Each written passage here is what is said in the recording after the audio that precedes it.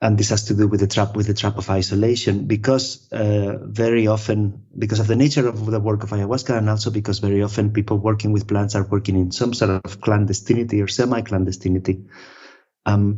There is a process that happens naturally with just about everything in our society when you throw something new at our societies, is that, there's a few years where, a lot of mistakes get made.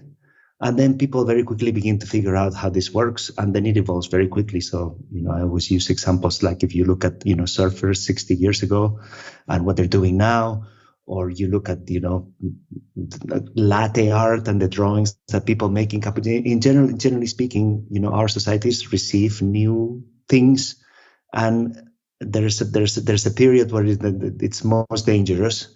You can also see it with X-rays, for example. When X-rays were first invented, everybody was really excited that you could look inside of people. And then they were running X-rays all the time on pregnant women. They would put people on X-rays for hours just to see how digestion worked, etc., etc.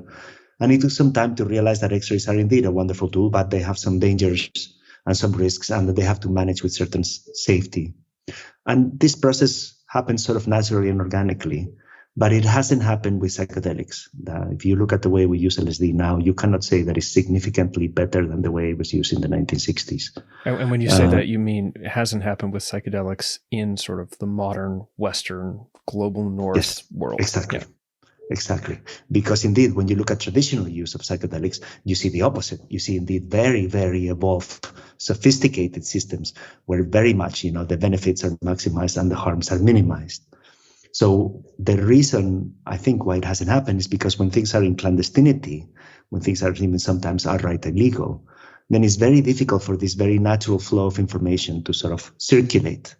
And then people tend to sort of encapsulate themselves in these sort of like bubbles, where, certain groups develop certain techniques and other groups develop other techniques, but they're not really talking to each other.